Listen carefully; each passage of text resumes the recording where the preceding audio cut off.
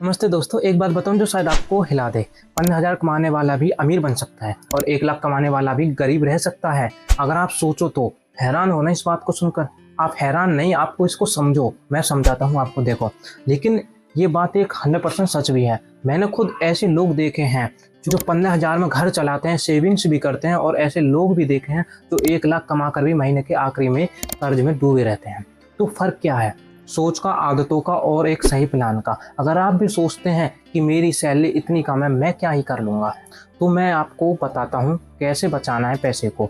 तो ये वीडियो आप सिर्फ लास्ट तक देखना, क्योंकि आपको बहुत कुछ सिखाने वाला हूँ मैं इस वीडियो में। आज मैं आपको बताऊँगा एक ऐसा स्टेप बाय स्टेप फॉर्मूला जिससे 15,000 की सैलरी में भी आप अपना सेविंग शुरू कर सकते हैं। हाँ, इमरजेंसी फंड भी बना सकते हैं और धीरे धीरे अपनी फाइनेंशियल लाइफ को भी बदल सकते हैं पूरी तरह।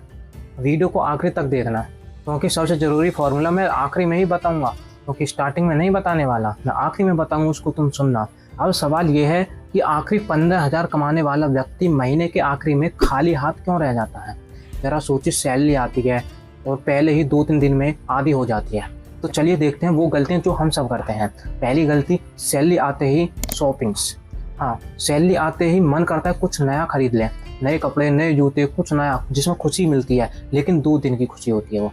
दूसरी गलती, रोज़ की चाय और स्नैक्स। रोज़ 10 रुपये की चाय, 20 रुपये का स्नैक्स। रोज़ाना छोटी सी लगती है, लेकिन अगर इसे महीने में जोड़िए तो 800 से 1,000 रुपये बन जाता है। तीसरी गलती, ऑनलाइन ऑर्डर, जैसे कि जोमेटो, स्विगी से छोटे छोटे ऑर्डर मंगाना, किसी ऐप से, शॉपिंग ऐप से ऑर्डर करना, जैसे कि कोई सस्ता मिलना कि इतना ही तो बस खरीद लेता हूँ, 150 का ये खरीद लेता हूँ। पर ये सोच ही सबसे खतरनाक होती है। चौथी गलती, EMI का जाल। फ़ोन EMI पर, कपड़े EMI पर। ये EMI आपकी सैलरी का आधा कर देती है। और 5वीं गलती, UPI का आराम।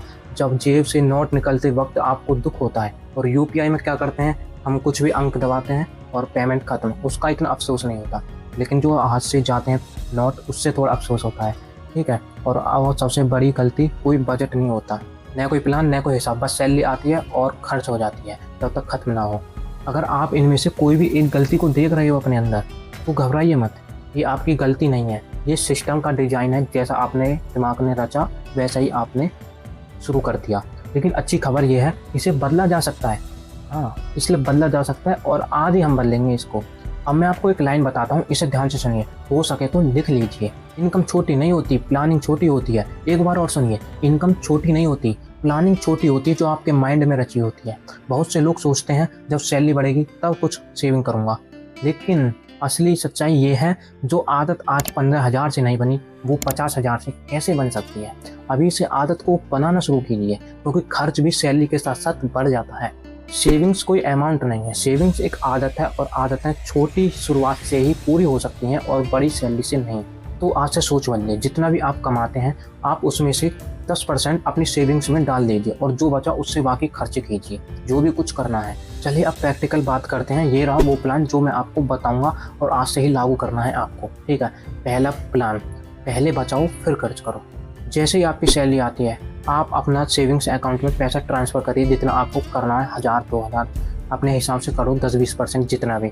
उसका फिर जो बचे पैसा उसको खर्च कीजिए। ना कि ऐसा करें कि पहले खर्च करें, उसके बाद जो बचे उसे सेविंग्स में डालें। नहीं, ऐसा नहीं। पहले आपको ट्रांसफ़र करना अपने अकाउंट में, सेविंग अकाउंट में, फिर खर्च करना है। ये अमीरों की भी एक रचना होती है, वो ऐसा ही करते हैं, आपने बहुत लोगों से सुना होगा। अब हम दूसरा नियम बात करते हैं, 70-20-10 का नियम अपनाओ।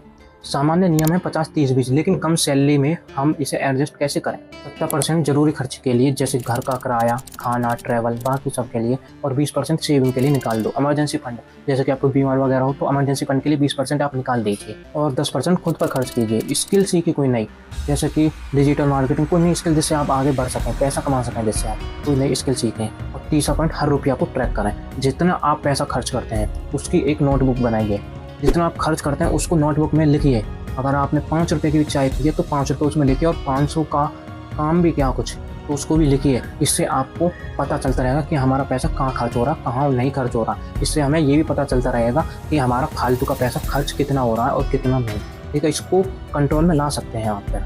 चौथा पॉइंट, फालतू सब्सक्रिप्शन हटाओ। जैसे कि आपने OTT प्लेटफॉर्म किसी मनोरंजन ऐप के लिए, जैसे कि नेटफ्लिक्स, अमेजॉन, इनके लिए आपने OTT प्लेटफॉर्म किया होगा, 300 सब्सक्रिप्शन लिया होगा, जो भी तुमने तो उसको हटा दीजिए, वो किसी काम का नहीं है। सब चीज़ फ्री में मिलती है आजकल, यूट्यूब पे बहुत सी वेबसाइट है, सब चीज़ फ्री मिलता है, सब्सक्रिप्शन की कोई ज़रूरत नहीं है। फालतू पैसा बकवास होता है, मतलब उसे फालतू में बेकार करने की ज़रूरत नहीं है। 5वां पॉइंट है घर का खाना खाओ। अगर आप बाहर का खाना खाते हो, तो जैसे कि आप 50 रुपये का खाना खाते हो एक बार में, तो अगर 50 रुपये की आप घर पे सब्जी लेकर रखें तो कम से कम आपका 2-3 दिन चल सकती है वो। इसलिए घर का खाना खाएं, बाहर का खाना बिल्कुल ना खाएं, उससे पैसे हमारे बहुत ज़्यादा बच जाते हैं।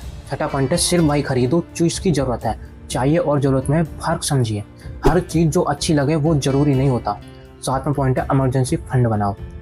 आप में जिसमें भी 10% जो भी आप थोड़ा बहुत सेविंग्स करते हो, उसमें से एक इमरजेंसी फंड भी बनाना है आपको। जैसे कि आपको कभी बीमारी वगैरह हो जाए, किसी अर्जेंट काम के लिए आपको पैसे की ज़रूरत पड़ जाए, कि आप उसमें से निकाल सकें।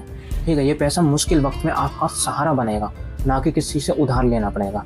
8वां पॉइंट स्किल्स बढ़ाओ, इनकम बढ़ाओ। सेविंग के साथ साथ ये भी सोचिए कि मैं कौन सी नई स्किल सीख सकता हूँ जिससे मैं पैसा कमा सकता हूँ और अपनी लाइफ में कुछ ज़्यादा और पैसा कमा सकता हूँ। आजकल फ्री में यूट्यूब पर सब फ्री में मिलता है, मोबाइल में भी बहुत कुछ सीखने को मिल जाता है। आप सीखिए, स्किल सीखिए, जिससे आप पैसे को आगे भी बढ़ा सकें। चलिए अब असली उदाहरण से समझते हैं। मान लीजिए आपके पास आपकी जो सैलरी है वो 15,000, इसे हम इस तरीके से बांटते हैं।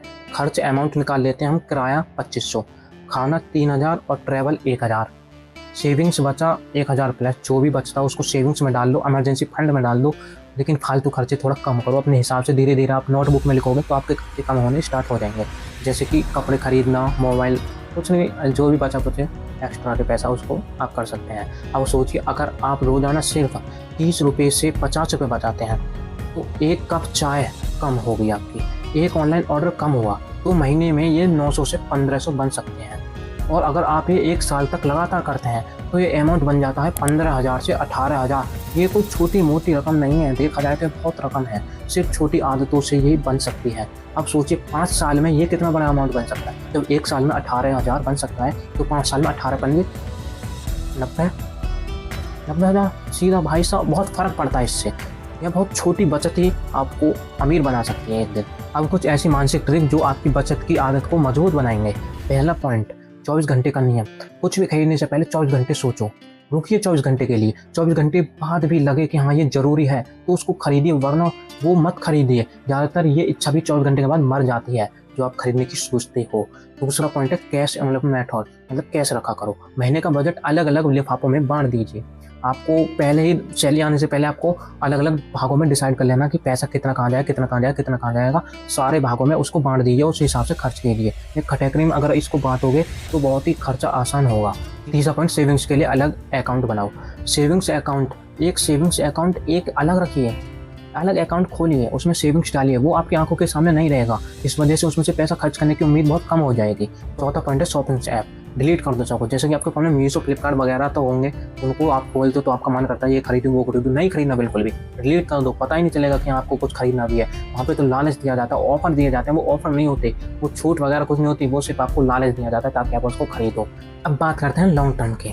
छोटी छोटी मंथली सेविंग्स जब SIP में लगाई जाती हैं तो वो स्किल के साथ इनकम बढ़ाती हैं और डिसिप्लिन बना रहता है, तो 5 से 10 साल में आपकी पूरी फाइनेंशियल लाइफ बदल सकती है।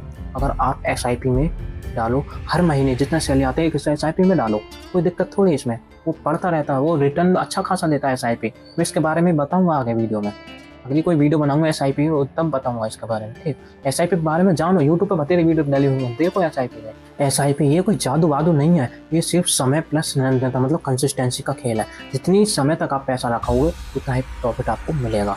आज जो ₹500 महीना आपको छोटा लगता है वही अगले 10 साल में लाखों में बदल सकता है। बस तो वही शुरुआत आज करें और रुके नहीं। दोस्तों याद रखिए एक बात, अमीर वो नहीं जो ज़्यादा पैसा कमाता है, अमीर वो है जो अपने पैसों को संभालना जानता है। आपकी सैलरी 15,000 हो या 50,000, अगर आदतें सही नहीं है तो आपके पास पैसा कभी नहीं टिकेगा। लेकिन अगर आज से ही आप छोटे कदम उठाना शुरू करें तो आप यही 15,000 से अपनी ज़िंदगी की सबसे बड़ी नींव बना सकते हैं। तो आज ही तय कर लीजिए, अब सिर्फ कमाना नहीं है, सिर्फ संभालना भी है। और अगर आपको यह वीडियो पसंद आई तो इसको लाइक करें, सब्सक्राइब करें, अपने दोस्त के पास भी शेयर करें जिसे इसकी ज़रूरत है। तो मिलते हैं अगली वीडियो में, और कमेंट में लिख दीजिए मैं इस पर काम करूँगा, आज से करूँगा और अभी से शुरुआत करूँगा, आज से सेविंग स्टार्ट। मिलते हैं अगले वीडियो में, तब तक के लिए आप अपने पैसों का ख्याल रखिए। धन्यवाद, मिलते हैं।